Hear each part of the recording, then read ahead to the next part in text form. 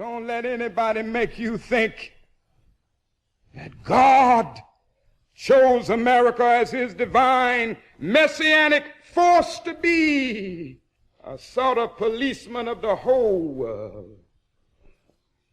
God has a way of standing before the nations with judgment, and it seems that I can hear God saying to America, "You are too arrogant. And if you don't change your ways, I will rise up and break the backbone of your power."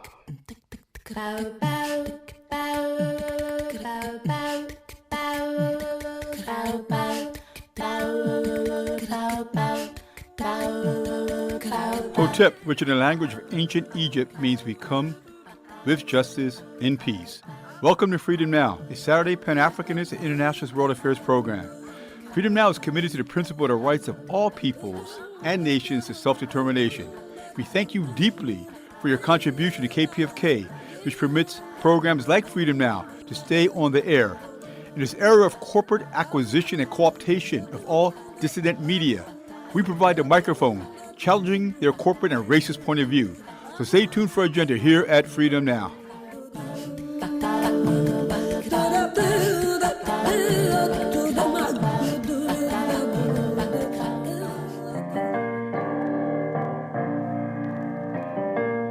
I've been sad, I've been lost, I've been down and out and lonely. Yeah. I've been suffering at a job in a world that tries to own me. When I wake up every morning, there's an image of a better place. Yeah. 'Cause the harder that we grind, then the sweeter is the glory. People say I'm foolish. People say I'm blinded by faith. But if I run out of air, if I crash, I don't care. I'm gonna do it my way. I can make it through this. You can throw the world in my face. But the fear gives me life, and I swear till I die, I'm gonna do it my way. Habari gani? This is Sister Thage with Freedom Now, and we stand in solidarity with all the activists and organizers headed to Cuba with aid, as the Cuban people have done so much internationally for decades, supporting African and oppressed peoples worldwide. Our agenda for this Saturday, March 21st, 2026. The central theme for today's program is Black Men Flee USA for Africa. We commence today's program with our ancestor Didon Kamati and Sister Luyanda Kuboka with our African drumbeat historical calendar. Then, this hour, prolific author, radical historian, professor of African American Studies at the University of Houston, and Freedom Now co-producer, Dr. Gerald Horne interviews Edward Andrews, professor in the Department of History and Classics at Providence College, and author of the book Newport Gardner's Anthem, a story of slavery, struggle, and survival in early America. And later in the hour, Dr. Horne interviews Gregory Malley, professor and chair of history at UC Santa Cruz, and author of the book Final Passages, The Intercolonial Slave Trade of British America from 1619 to 1807. Our music clip mix includes MLK, Zap Mama, Aloe Black, Jimbo Ross, Ernie Watts, Jimmy Smith, Helen Sung, Donald Byrd, prison radio commentaries, and more. So sit back, phone a friend, and as always we stand ready for revolution.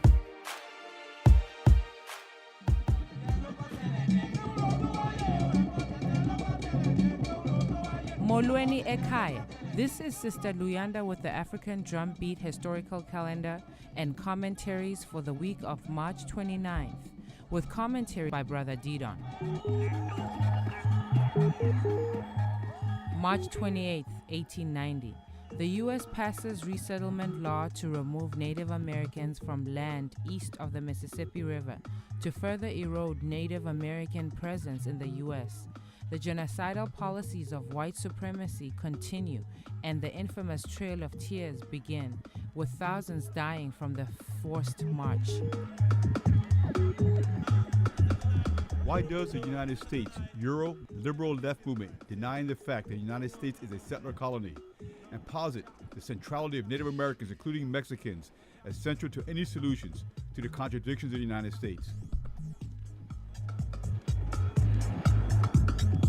March 29, 1923, the War Resistor League is founded, one of hundreds of anti-war, anti-draft popular people's organization dedicated to stopping the flow of human capital, human lives, enriching the capitalistic class in the U.S. imperialist wars and campaigns of genocide throughout the world. In an article, New York Times, March 27, 2005, quote, "For military recruiters, a hard toll from a hard sell. For the first time in nearly 5 years, the Army missed its active duty recruitment goals in February. The reserves missed its monthly quota since October. Let us get organized and smash the draft campaign now rather than react after they institute the draft." March 30th, 1960. The African National Congress and the Pan-Africanist Congress of Azania, South Africa. Two major anti-colonial movements banned and over 2,000 cadre arrested. This is a result of national strike stay-at-home campaigns where the apartheid government declares a state of emergency. The Second Tribunal on Death and Destruction in Africa, Madrid, Spain, March 2005. In Didon's presentation, with the outlawing of apartheid, we got Nelson Mandela, and the Europeans got the land, diamond, gold mines, and all of the wealth of South Africa. March 31st, 1910. Florence Motomelo was born. She was a leading anti-apartheid resistance leader, banned in 1962, arrested in 1964, and died in prison due to horrible neglect. She was a teacher and a mother of 9 children, 4 of which died in infancy. African women's role, politically and sociologically, is not only critical, but primary for revolutionary change and struggle as their being the first educators of the nation. The mothers, as well as possessing the most fundamental driving force of all societies, procreation and recreation of a species. We must free up the revolutionary potential of our women from male chauvinistic practices and attitudes within the movement. Slave of a slave.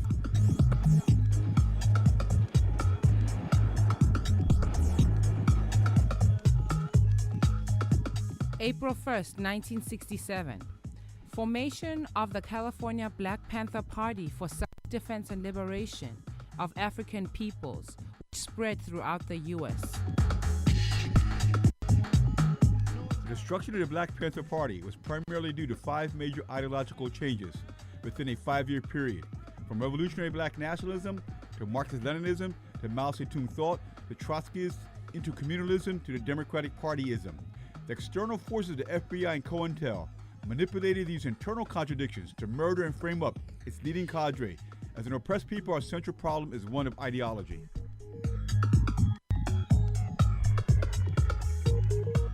April 2nd, 1980. Africans in Brixton, England rise up in urban rebellions against racism. The worldwide European capitalist oppression of African people globally and historically, and conversely, our resistance can be demonstrated from Australia to India, from Brazil to Nigeria. This is the reason why a highly disciplined global Pan-African party and corresponding mass movement is the only solution to our global oppression. April 3rd, 1919. The British massacre over 400 and wound over 1,200 at Amritsar, India. India, the home of the largest national population of black people in the world, is founded on the racist caste system of Hinduism, which permanently places the untouchables, the scheduled caste, in a state of perpetual bondage. Only when African people think globally and react globally can we free up our brothers and sisters in India from this 1,000-year-old caste system. April 4th, 1968. Reverend Martin Luther King Jr. is assassinated while trying to organize workers in Memphis, Tennessee. Dr. King's advancing ideological position on the war in Vietnam and on organizing workers into militant trade unions pose a non-resolvable contradiction with the foundation of U.S. capitalism. Within 24 hours of his assassination, over 120 cities in the United States, as well as cities with Africans in England, France, Germany, and the colonized microstates in Africa, rose in mass urban rebellions, heralding a new era of black power and expansion of tactics from solely nonviolence and integration to one of freedom by any means necessary. April 3rd, 1948, Luisa Amanda Espinosa was born. She was one of the first members of the FSLN, Sandinista National Liberation Front. She protected safe houses for underground comrades and weapons. She was the first FSLN woman to die in the battle at the age of 21. Imperialism divides and conquer strategy has driven a wedge between younger militants and seasoned militants. Our task must be to destroy the so-called generation gap and link the historical struggles of the elders with the ongoing struggles that our youth are waging today. United we stand.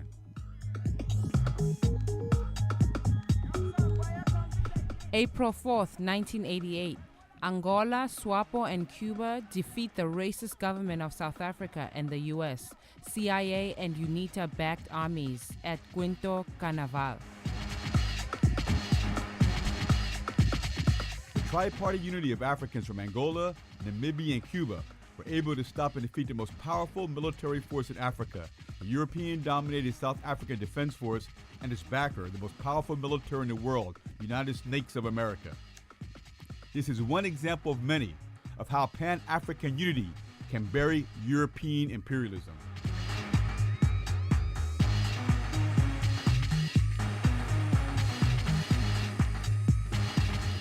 This has been African Drumbeat Historical Calendar for Freedom Now, KPFK 90.7 FM in Los Angeles, 98.7 FM in Santa Barbara, and streaming worldwide on kpfk.org.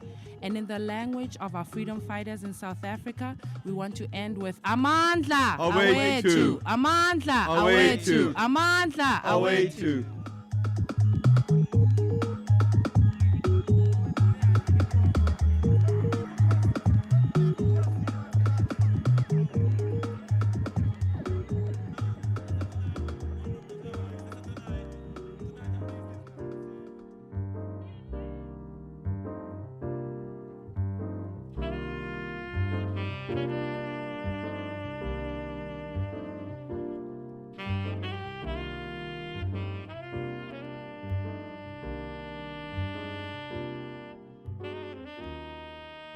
For KPFK Los Angeles, this is Gerald Horne, and with me on the line is Edward Andrews, professor in the Department of History and Classics at Providence College, Rhode Island, and author of the book Newport Gardner's Anthem, a story of slavery, struggle, and survival in early America.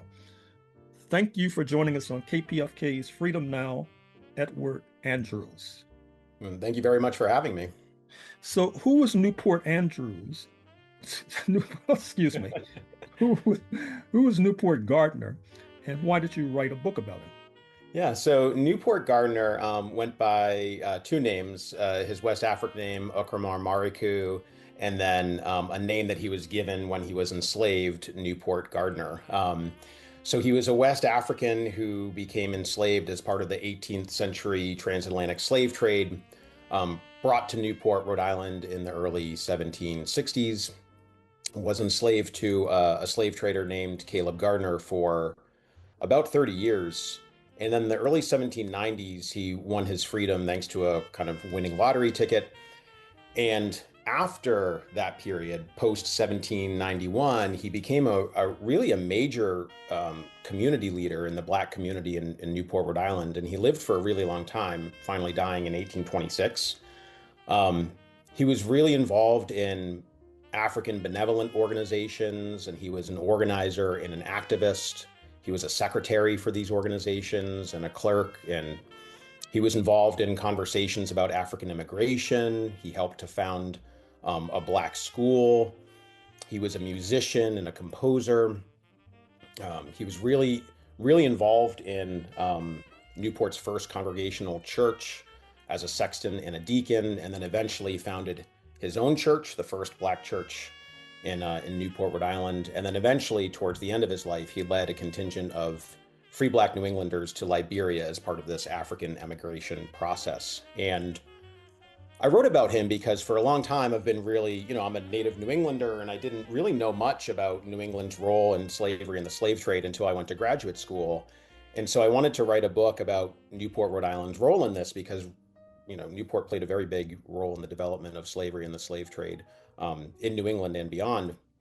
But one of the interesting things that I found is that Newport Gardner's name just kept coming up over and over and over again in the archives. And I also liked the challenge of writing about somebody who, never left a big chunk of letters. He never left a journal or a diary. So there's no, historians sometimes talk about smoking gun evidence, like one big thing that you can use.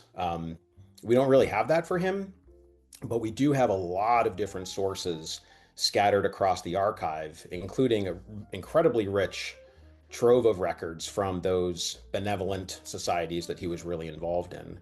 And so I'm trying to talk about him as somebody who's a kind of neglected and forgotten figure, but he was a really important leader in the Black community in the early national era in the post-revolutionary years. So he was a musician and composer. What kind of music? Did he play an instrument? And is his music still performed? Yeah, so the question of is his music still performed? There are some records of some of his music being performed in the 20th century at church services. We have a couple of records of some of the things that he composed. They range from triumphal, sort of religious celebratory type songs to what the early 19th century would call short little country ditties. And so he was somebody who had, I think, quite an incredible amount of range in terms of his musical composition.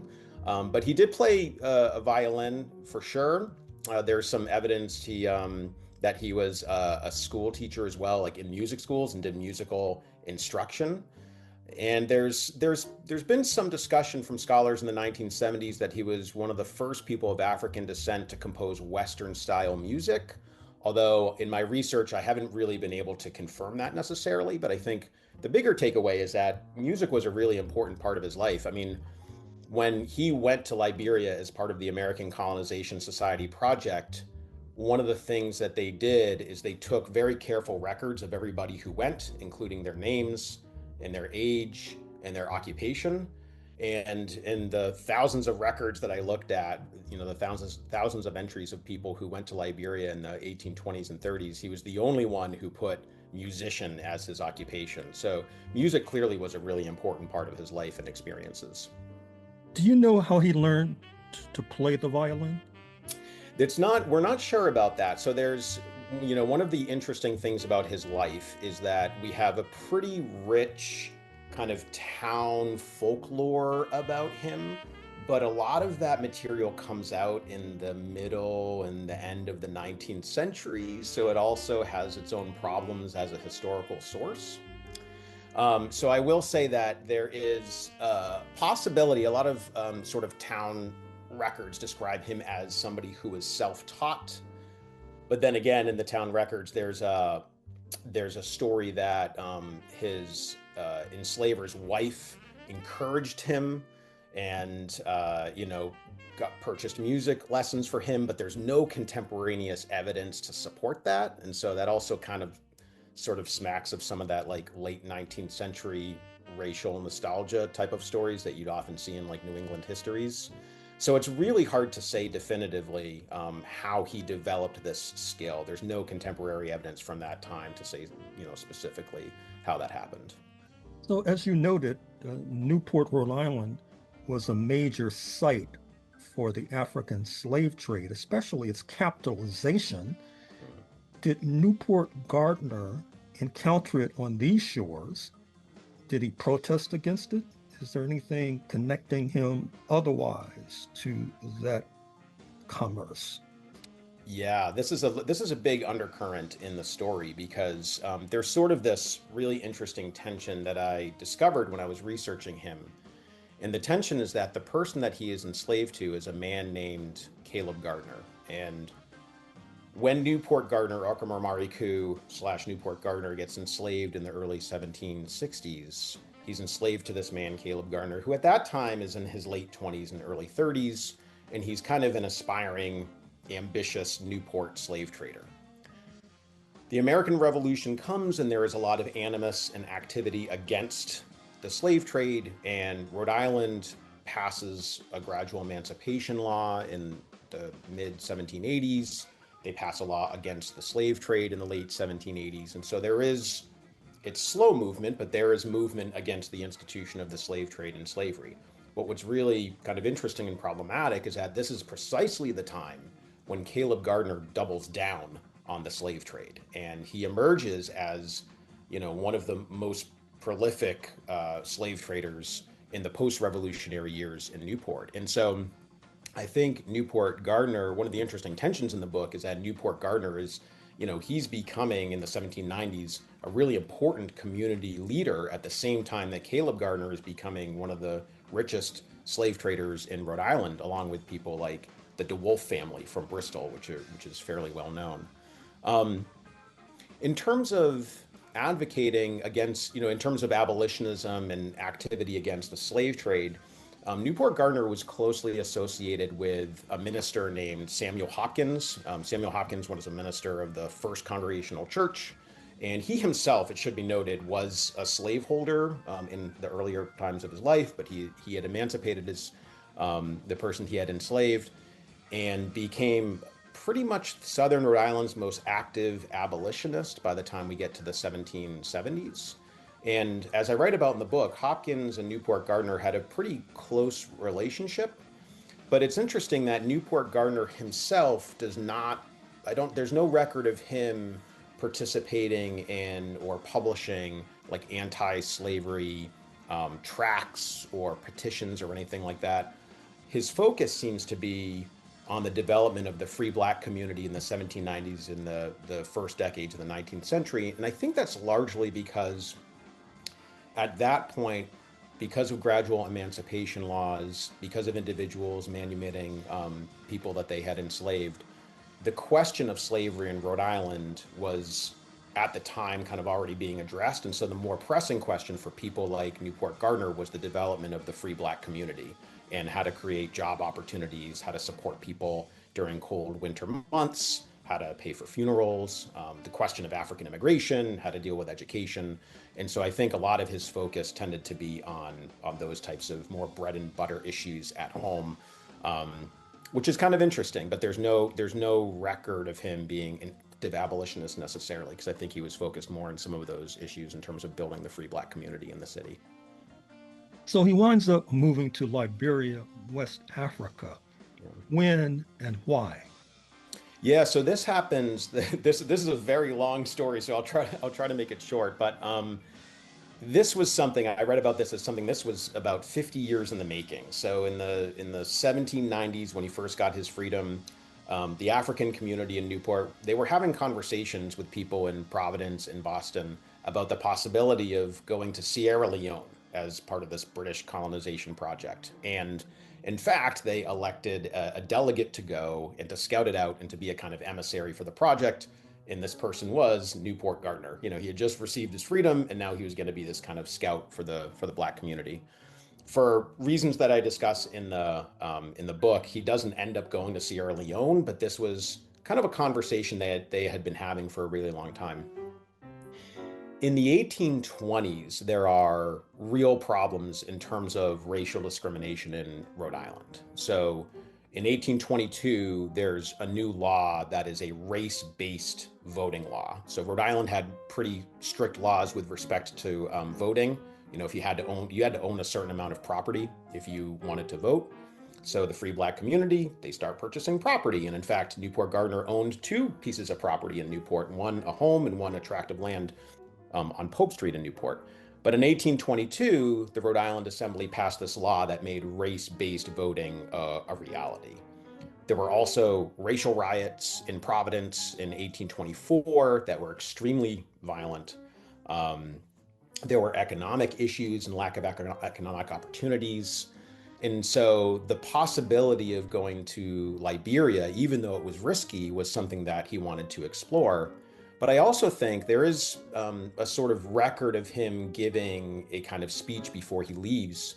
And one of the things that he says is that he wasn't really going for himself, that at this point he was 75 years old. It was 1826, late 1825, early 1826.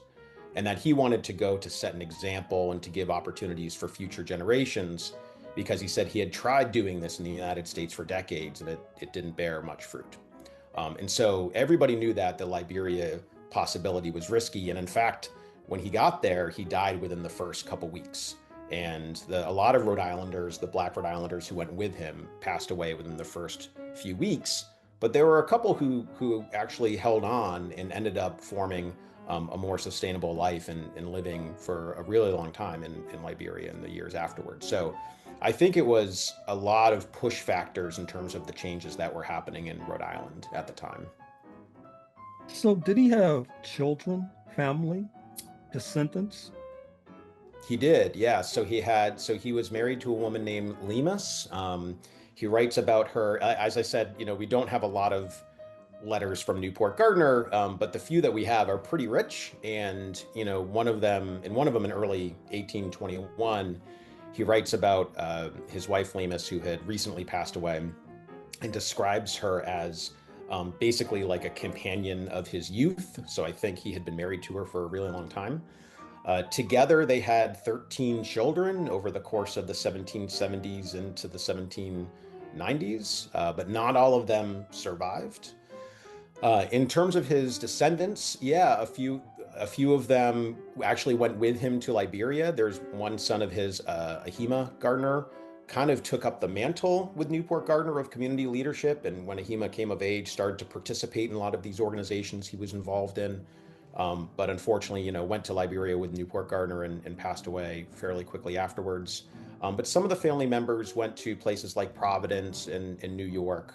There was one grandson who was a sailor and passed away. Another son was a sailor who had passed away as well. And so I think one of the things that happens is some of them do stick around, but a lot of them also scatter to other places in the Northeast where there are maybe more economic opportunities, because post-revolutionary Newport was really economically a difficult place to be in those years. Finally, Edward Andrews, author of the book Newport Gardner's Anthem, he spoke 3 languages. Which ones? Yeah, so he spoke, so we know 2. So we're sure he spoke English, and I should say too, he wrote really well as a historian who's looking at 18th century handwriting. His handwriting is very, very clear. It is not difficult to decipher. He, unlike me, he has excellent penmanship. So really strong in English language. We believe because he's Fanti, he speaks Fanti dialect.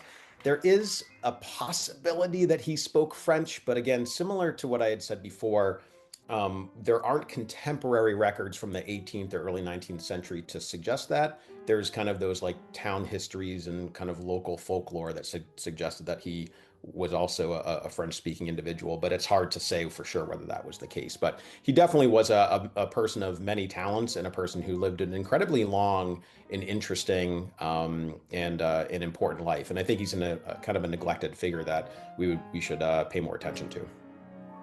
Pay more attention to indeed, Edward Andrews. But I'm afraid we're going to have to leave it there. But thank you for joining us on Freedom Now, KPFK, Los Angeles. Thank you so much for having me.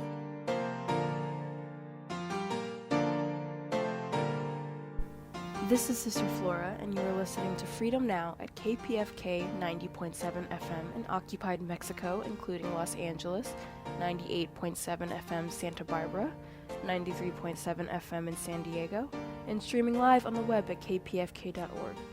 Today's program, as well as 10 prior editions, can be reheard at kpfk.org/audio archive, and scroll down to Freedom Now. For a truly alternative international perspective on world affairs, check out RTTV Russia, CCTV China, and online at Presna, Latina Cuba Telesur Venezuela, News 24 South Africa, and Press TV Iran. I'm reminded of being a young guy, a teenager, And I was fascinated with books, but I couldn't afford many of them because they were so expensive. So I would go into Robin's bookstore in Center City, and I would walk in there and read to my heart's content. I really didn't have intention to buy many books. And again, I couldn't afford them. But I remember picking up a book called The Wretched of the Earth by Frantz Fanon, a strange name like that. And I turned it around, and it talked about the book being considered, it was either the handbook of the Black Revolution or the Bible of the Black Revolution. I'm not sure which, but having read that on the back cover, I was in. I was sold. I mean, this is a book not only that I was required to read as a young member of the Black Panther Party, but I wanted to read it, and I wanted to devour it. If I could have eaten it, I would have done it. It was a wonderful and thrilling experience. And that was its first English translation. I think that its second translation leaves something to be desired. I think both translations are difficult to really capture the remarkable brilliance of a guy like Frantz Fanon. But the first edition, because that's the one that really rings in memory and in mind, had a bit of beauty in it and a bit of poetry in it that does not survive to the present. But we remember, reading when you're a teenager will ring in your brain as long as you live. With love, not fear, this is Mumia Abu Jamal. These commentaries are recorded by Prison Radio. Peace. This is Knowledge Born God Allah calling from Solano State Prison. I want to first send a shout out to all those brothers that I grew up with on death row who are now at home. Robert Young, Maurice Boyette, Ernest Dykes, Curtis Lee Irvin, Stefan Mitchum,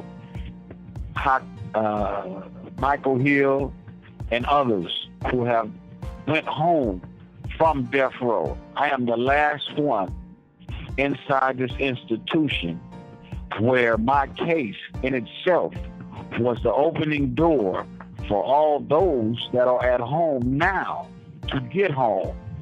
There's a newspaper article called Jury Rig by Will Harper in the East Bay Times, May 4th, 2005.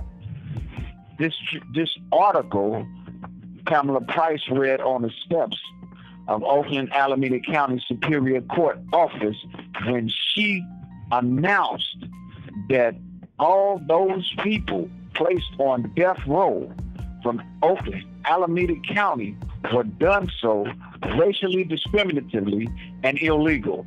I am the last one here. And so I will be going to court March 25th, 9 a.m. in Department 6 in Oakland, Alameda County to have an oral argument.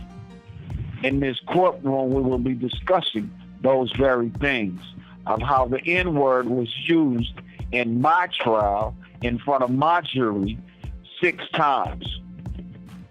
I would appreciate that all those who are listening and all my family members, the 5% Nation of Gods and Earth, grassroots organizations, newspapers, and news reporters, please attend so that you can see just how racist Alameda County, Oakland judicial system was from 1983 all the way to the 2000s.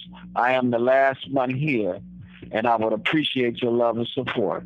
Thank you, and I bid you peace. My name is Knowledge Born God Allah, Honorable Darren Cornelius Stanley. Peace. These commentaries are recorded by Prison Radio.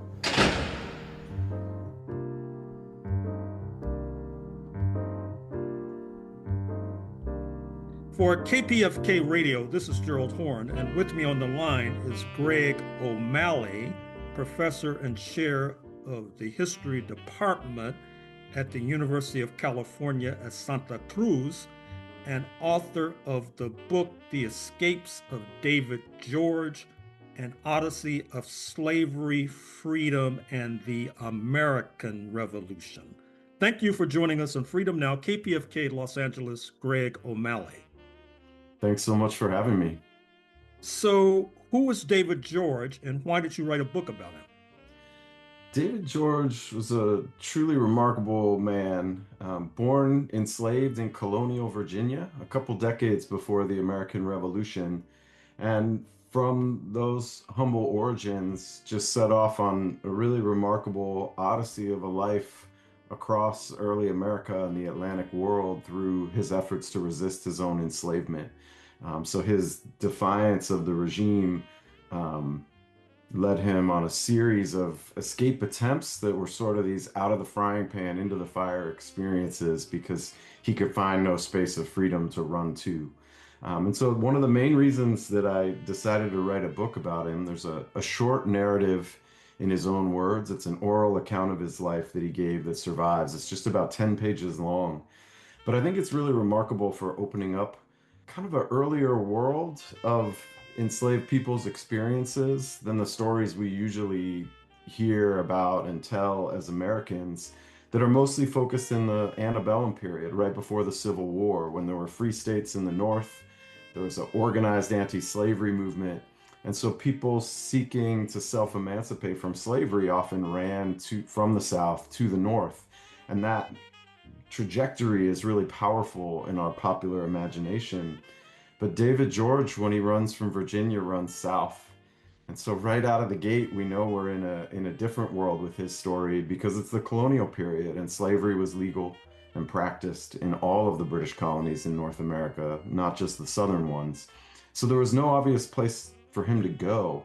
And that sets him up for a series of challenges, but it also makes his story truly remarkable for just his perseverance in trying to seek a way out. So what was his experience with the indigenous population, especially the Creek population? Yeah, so when he runs away from Virginia and runs south down into North Carolina and eventually across South Carolina, he basically lives for, it's about 2.5 years on the run. And he kind of runs to the colonial backcountry, the margins of this English colonial world, where he's finding white landowners who will offer him shelter, place to live in exchange for his labor. So he's not formally enslaved because legally he belongs to this man in Virginia who he's run away from. But he can find people who are, struggling to carve farms out of the forests on the margins of this colonial world who are eager enough for his labor that they'll sort of turn a blind eye to the fact that he's an obvious fugitive. But his legal master under the laws of slavery is continuing to look for him. And so he keeps running further south and staying on these sort of margins of the colonial world until basically he runs out of colonial world to keep pursuing. And when he crosses the Savannah River, colonial maps would tell you he was crossing from South Carolina into Georgia, but they're really fictions, those maps, in this time period. Now we're in the early 1760s in this part of his story. And what David George says is he crossed the river and ran up among the Creek Indians. That's a quote from his account of his life. So the Muskogee Creek Nation had treaties acknowledging that the British saw them as sovereign in this territory in what's now inland Georgia and into Alabama. And David George ran into their territory, and after a few days walking through the forest there, was taken captive by what seems from his account and comparing it with what I can learn about Muskogee Creek society to have been a Creek hunting party. The deerskin trade was very central to the Muskogee Creek economy by this time. And David George seems to have been taken captive by a Creek hunting party. And so he lived in a hunting camp for several months. The Creeks practiced a seasonal sort of settlement pattern. They would disperse into smaller hunting parties, live in hunting camps in the winter and hunt deer. And then in each spring, they would return to town sites. They were a very urban society in the spring, summer, and early fall.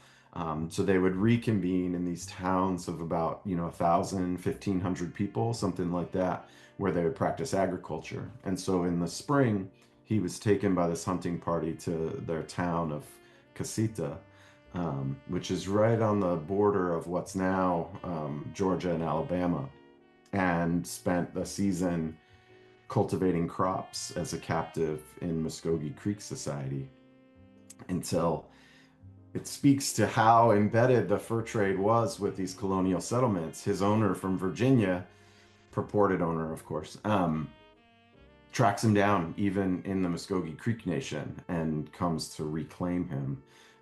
And at that point, he runs away again, runs to the Natchez people, or it's spelled like Natchez, Mississippi. Modern Americans often say Natchez, but they pronounce it Natchez. And they had a community of, basically they were refugees living in the Creek Nation's territory. There's a small settlement of Natchez people, and David George runs to them, and they actually broker a deal where a fur trader, an English fur trader, pays off David George's old master and becomes his legal owner. So David George doesn't have to return to this old master in Virginia who he's trying to avoid, but he is once again legally enslaved, just to a different owner. And so strangely, this indigenous community plays a role in brokering that arrangement. It occurs to me when you speak of his so-called master trying to track him down, it reminds me of the story of George Washington and the escaped African woman, Ona Judge, who escaped from his clutches. And the question that comes to my mind is, it seems that these enslavers were spending quite a bit to try to track down their so-called investment, to the point where I wonder if it was really economical, or if what was at play was seeking to uphold the system as much as seeking to recover their so-called lost property. You have any thoughts on that? Yeah, I'm so glad you asked that question, because I spent some time thinking about what the economics of this would be. At one point, when David George is living with one of those backcountry white landowners in North Carolina, he reports that people are searching for him and that there's been a reward offered for him. So that's another place where we see these economics of it, right? The slaveholder is offering a reward for his return, is spending, untold sums of money to travel. I mean, it's more than 800 miles from Virginia to get down to the Creek Nation to try to bring David George back into his possession. I think you're absolutely right that the economics of it don't make sense, that it's about the principle of the thing in the eyes of these slaveholders, that anyone who successfully escapes, it threatens the regime because it makes escape seem more possible to other enslaved people. And I think that might have counted double in the case of David George's purported master, because David George in his account only gives a last name for him, Chapel. But I think piecing together things from property records, what seems to be a baptismal record for David George shortly after he was born, I'm pretty sure it was a man named James Chapel who lives in the Wright County, who owned land in the Wright County in Virginia, who was his legal, had this legal claim to him. And he, if I'm right about that, he was the sheriff of the county. And so I think it also is about reputation for him, right? He's supposed to be the law of the land. One of the main laws that a sheriff in the South needed to enforce was the law of slavery. So I think it was really damaging to his reputation that David George had escaped him. Mm-hmm. What about his role as a preacher? What do you have to say about that? Yeah, that's one of the really fascinating parts of his story. He describes himself as not being particularly religious in his youth. So up to the point in the story we've talked about so far, religion wasn't a big part of his life. And then after that moment when the Nachi and the Creek help broker this transaction, he comes into the possession. Legally, his master is a man named George Galphin, who was the biggest fur trader in the Southeast at the time. He had extensive dealings with the Creek Nation, trading for deer skins and exporting them to Europe. And David George worked for one of George Galphin's employees, this guy named John Miller, who was actually stationed in the Creek Nation. And for 3 years, David George worked in the fur trade. And once a year, he would help bring a pack train of horses delivering furs to George Galphin's plantation in the South Carolina backcountry at a place called Silver Bluff. And after a few years of that, he actually requested that Galphin transfer him to the plantation. And he doesn't say why he makes that choice, which in some ways seems surprising, right? To give up the mobility of work in the fur trade to live on a plantation. It seems in some ways like maybe the last thing an enslaved person would choose to do. But I think based on the trajectory of his life once he lives at Silver Bluff, that he was looking for community. I think it was a very lonely existence for him as a young man working in the fur trade, surrounded by indigenous Americans and these white fur traders. There wasn't much community for him. And very quickly after he lands at the Silver Bluff plantation, he marries, he has children. And right after the birth of his first child, and I think that's no accident, he has what he describes as basically a spiritual crisis. And I think it's very much related to the fact that he's starting to feel like he's putting down roots at this place, Silver Bluff. Here's this young man who has run away and run away and run away again, trying to escape slavery. And now he's got family ties on a plantation. I think he's struggling with the realization that he's not going anywhere, right? He can't find a way out of this system. And so he's looking for relief and a way out of slavery on more of a spiritual plane, and describes sort of sinking into despair over this spiritual crisis, but also taking comfort in some traveling preachers who pass through the region, some of whom are white, some of whom are black. He describes a few of these individuals in some detail, and becomes a Baptist through the teachings of these traveling preachers who pass through periodically. Eventually, he finds a calling to preach. He describes being very self-conscious and uncomfortable about that because he doesn't have a Bible, he doesn't know how to read it, but he's so moved by his experiences with these traveling preachers. And he gets some encouragement from them that he shouldn't ignore that calling, and eventually forms a congregation, a Baptist congregation at this church, or at this plantation called Silver Bluff. There is now a Baptist church by that name, the Silver Bluff Baptist Church, that has a claim to being the oldest Black Baptist church in the United States. So David George is very much a founder of that religious tradition. Where was Silver Bluff located? What state? So it's in South Carolina, but it's very close. The closest city is Augusta, Georgia, because it's right on the Savannah River, but on the South Carolina side of the river, just about 8 miles downstream from Augusta, Georgia. Mm-hmm. So he winds up in Nova Scotia, in what is now Canada. What leads up to that journey? Yeah, so he lives for 10 years at this Silver Bluff plantation. He's got a couple kids there. He's married.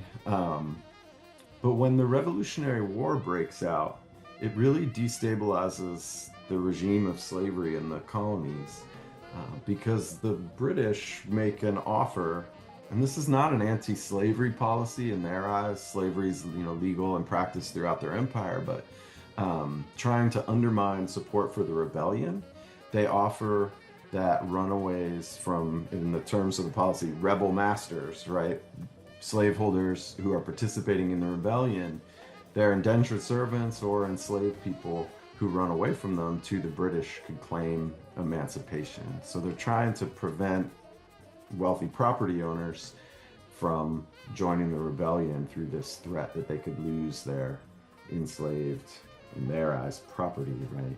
In this commodifying logic of slavery. So when the British shift their invasion to the South in the second half of the war, the so-called Southern Campaign in the Revolutionary War, they take the city of Savannah, Georgia on the coast, and then they launch an incursion following the Savannah River up. And the Silver Bluff Plantation sits on the river. So when the enslaved community at Silver Bluff Plantation gets word that the British are making an incursion up the river, David George and several dozen other people from this community embark on a mass escape. They make a run to the British and reach a British Army camp and claim emancipation that way. And then, spoiler alert, the British lose the war, the Americans win, and when the British evacuate at the end of the war, some, but sadly not all, enslaved people who had made it to British camps and were living behind British lines during the war were able to evacuate with the British forces when they left. So David George and his family become part of this wave of refugees fleeing the United States at the moment of its creation and leaving with the British.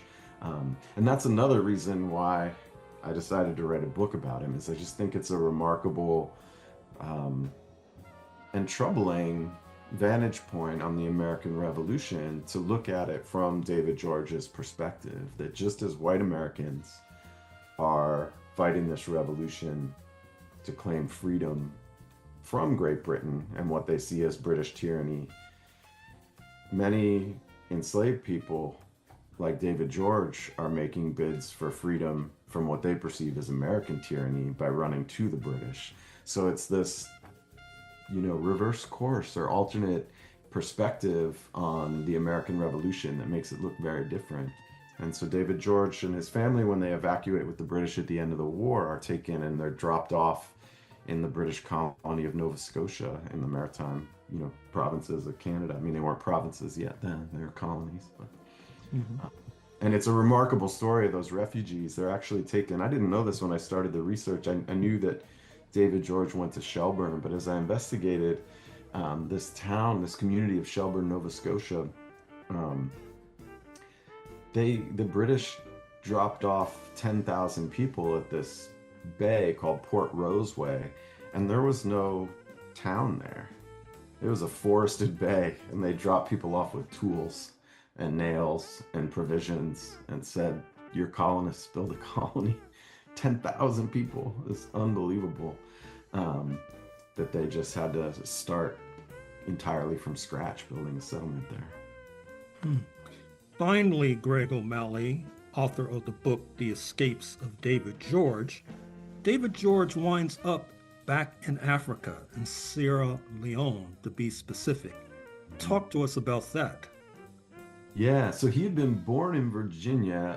He does say early in his account, unfortunately, he doesn't say where in Africa, but he does say that both of his parents had been born in Africa. So he was first generation American born. So what happens there is, unfortunately, while legally emancipated, David George and many in his community really struggled in Nova Scotia. The British, when organizing the evacuation, promised all refugees from the war who were moving up to Canada, white and black, a certain number of acres of land in Nova Scotia when they got there. And they were very, very slow to survey out the parcels, especially for the black community. There was a lot of discrimination in how that all unfolded in Nova Scotia. And so for years, the black community in Nova Scotia really struggled with their sort of tenuous existence in these new settlements that they were building in Nova Scotia, and eventually got fed up enough that several of these communities organized and pooled resources to send one member from their community to England to deliver petitions to the British government saying, we've been in Nova Scotia for years and we still haven't gotten what we were promised when we agreed to move up there at the end of the war. And so, coincidentally, at the same time in England, there were anti-slavery activists, white and black, who were had convinced the British government to create a colony on the west coast of Africa, what's now Sierra Leone, that would be an experimental colony of anti-slavery within this slaveholding empire. The transatlantic slave trade was still legal by British law. Slavery was still being practiced in British colonies, but this one colony they were going to create in Sierra Leone was going to be an experiment in where slavery was illegal. And looking for settlers, these organizers of this colony in England met the gentleman who was sent over with the petitions from Nova Scotia complaining about their treatment there, and they decided to send a recruiter to Nova Scotia to try to sign up black settlers to agree to move voluntarily to Sierra Leone and help found this colony that was an experiment in freedom. And about 2,000 people from Nova Scotia agreed to sign up and make this journey across the Atlantic. And one of the things that was really remarkable in my research, I found, when David George moves up to Shelburne, Nova Scotia, he establishes another Baptist church. He's quite successful as a preacher there. He travels all around Nova Scotia and other maritime colonies of Canada, preaching in different communities. And so he's very much a community leader there. And I found in the British National Archives the sign-up sheet from Shelburne, Nova Scotia, of people putting in their names to move to this new colony in Sierra Leone. And David George was the first name on the list, which spoke powerfully to me about his community leadership, that he was the first person to say, I want to go, I want to do this, my family's committed. And so he moves to Nova Scotia, and he establishes another Baptist church there. Unfortunately, I don't have his narrative anymore to guide me in the research in that part of it. It's a very short account, but it provides sort of the spine of the story that I try to flesh out with other historical research for all the other phases of his life. But he makes a trip to England right before permanently settling in Sierra Leone, and he tells his story to these two white Baptist ministers who transcribe his oral account of his life, and that's the surviving document that's sort of the starting point of my research. And then he moves to Sierra Leone, so I don't have he hasn't lived that part of his life yet when he tells his story. So I've just been able to piece together a little bit of his story in Sierra Leone, but he's certainly a community leader there as well, and lives for another 17 years. He doesn't die until 1810. He actually moves to Sierra Leone in the 1790s. So he lives till he's about 70 years old. Well, I'm afraid we're going to have to leave it there, Greg O'Malley, but thank you for joining us on Freedom Now, KPFK, Los Angeles. Thanks so much for having me. It's a pleasure to talk with you. And in closing, we'd like to thank our guests.